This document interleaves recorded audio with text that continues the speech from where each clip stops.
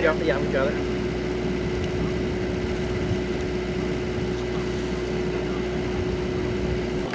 What's your name? My name is Martha Boswell. B-O-S-W-E-L-L? Yes, sir. Okay, and your son was Boz, right? My son was Boz. Tell me a little bit about your son. He was my friend. He was the ultimate cop. He loved being a cop. He loved everything about it.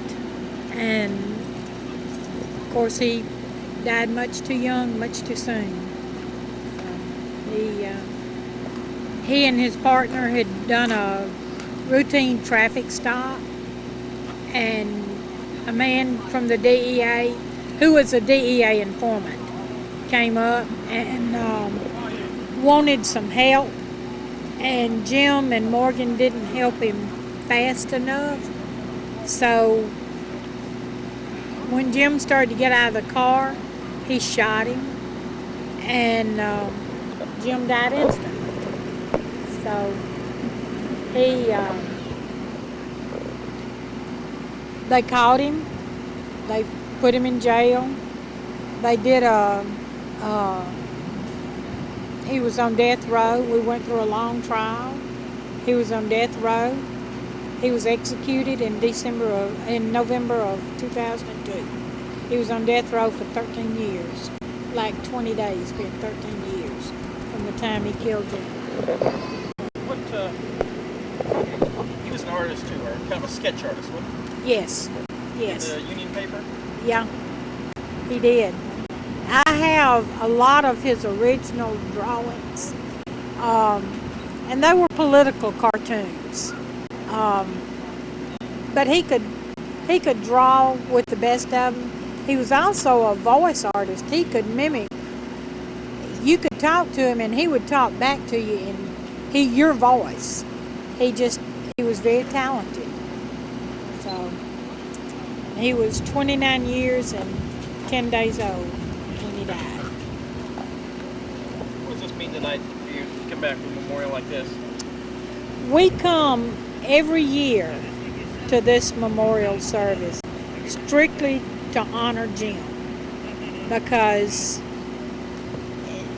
and I appreciate what Houston police do for their officers who paid the ultimate price. It means a lot to know that he is not forgotten, that even now, 17 years later, there are people who still remember the Boz, and it means a lot to a parent. So it's something that I do because I do it for Jim. And that's a replica of his badge.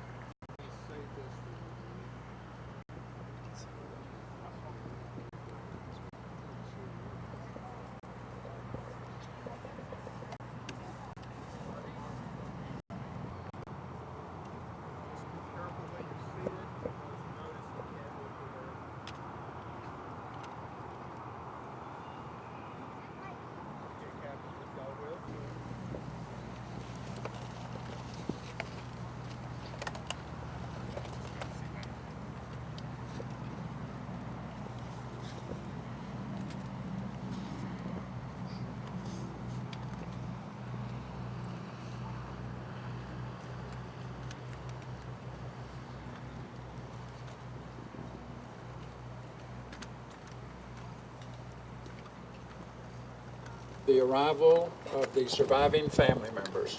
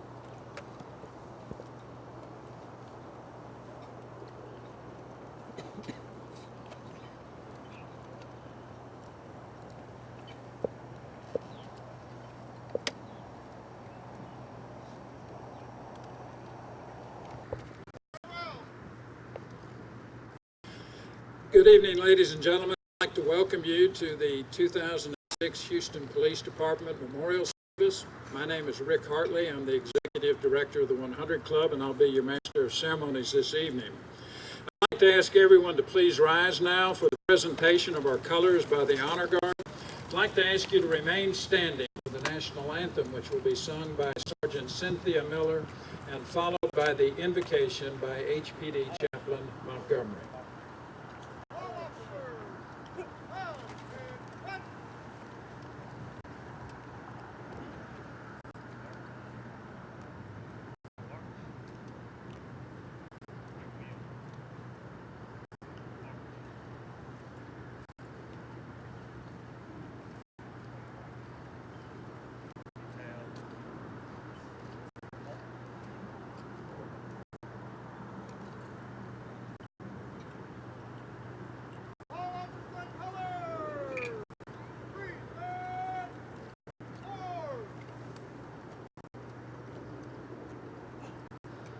Oh, say, can you see by dawn's early light what so proudly we hailed at the twilight's last gleam, whose broad stripes and bright stars through perilous fight o'er the ramparts we watched were so gallantly streaming, and the rocket May 15th, that day that is in May, that is the week that has been designated as National Police Week.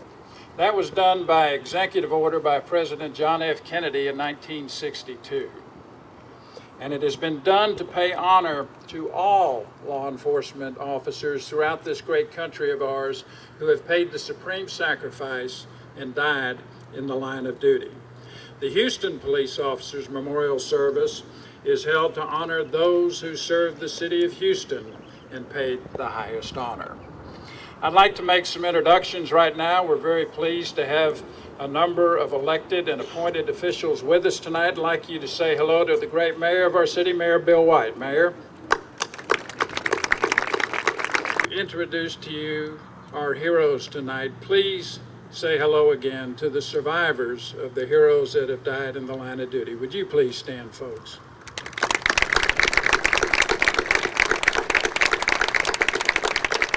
Thank you very much. To introduce our mayor again to come forward and bring comments to each of you. Mayor White.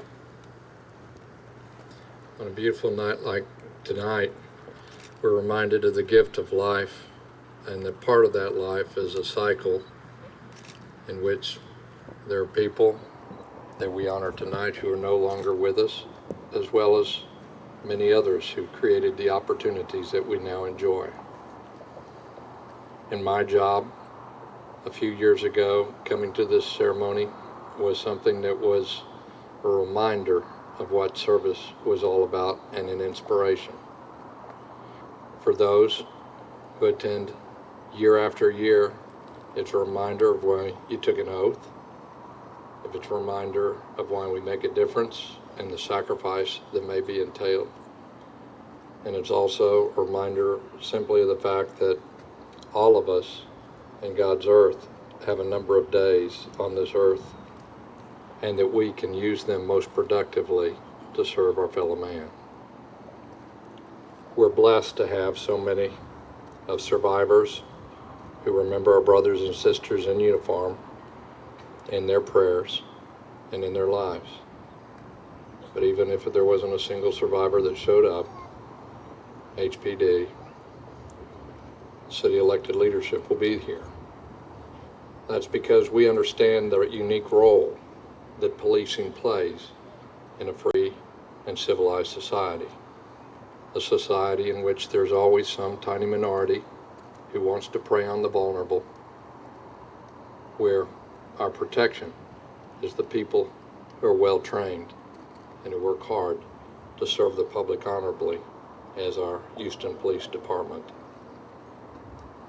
Nothing, no words can ever recognize the sacrifice of someone who's lost their life in the line of duty. So all of us who have time to speak know that we will fail that task.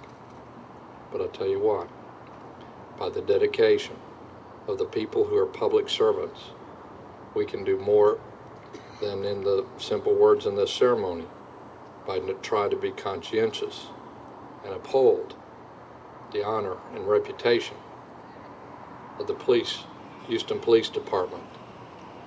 And we can do that every single day that we live.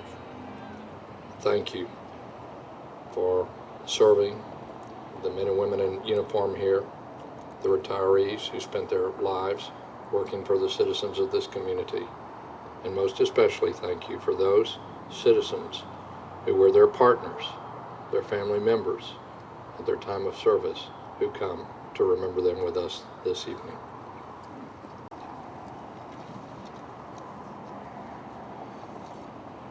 We meet once again to honor these police officers who died while serving others, and we consider the degree of sacrifice that they made.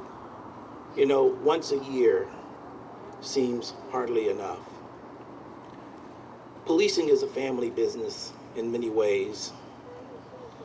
The department can be like a family to us, and of course, our families bear the burdens that officers often become used to.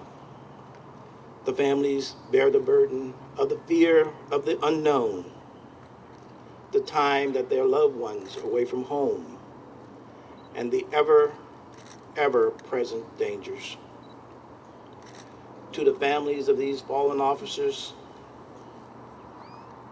I am certainly proud and humbled by the sacrifice of your loved ones that died while protecting the city and protecting you. It is with a heavy heart that I acknowledge your contribution to making the world a better place through their loss. But we can't let their deaths and their achievements be forgotten, or we cannot solely concentrate on their death. What is really important is how they lived, how they were part of your family and a part of our family. The names that will be called here tonight are of some very courageous individuals. but they also had other qualities versus just courage. These officers shared a sense of values, made a commitment to serve others, live lives that demonstrated character and strength. This is evident in the choice they made when they became a peace officer.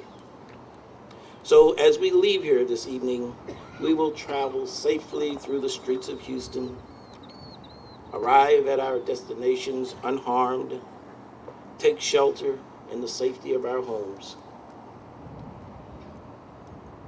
And when we do that, let us remember that the comfort and security that we often take for granted come at a great price. These men and women made the supremely unselfish choice to serve others. We will never forget them. We are committed to honoring their memory today and every day. Thank you. Thank you, Chief. Ladies and gentlemen, we will now conduct the roll call of officers.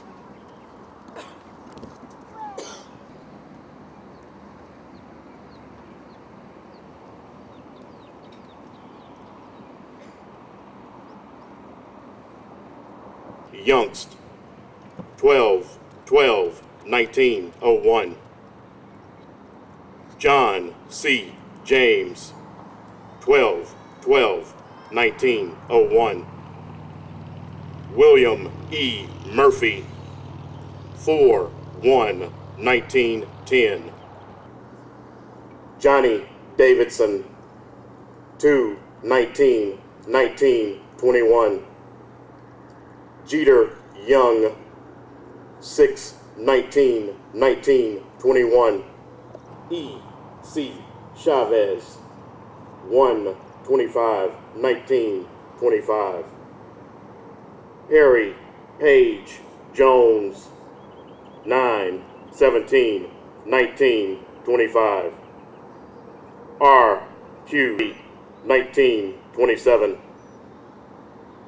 Carl Green, 3/14/1928. Worth Day, 12/10/1971. David E. Knoll, 6/17/1972. David Huerta, 9/19/1973. Junior, 11/10/1989. James C. Boswell, 12/9/1989. James B. Irby, 6/27/1990.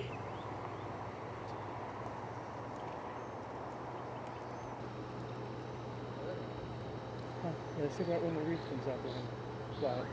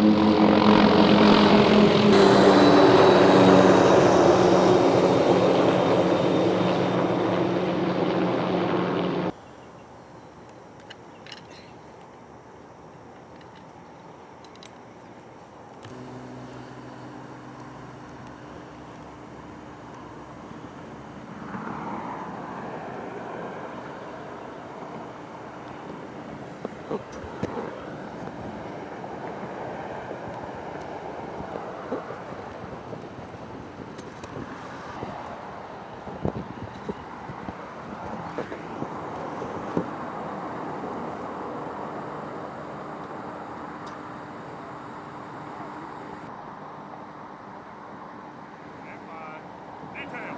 Up and look. Have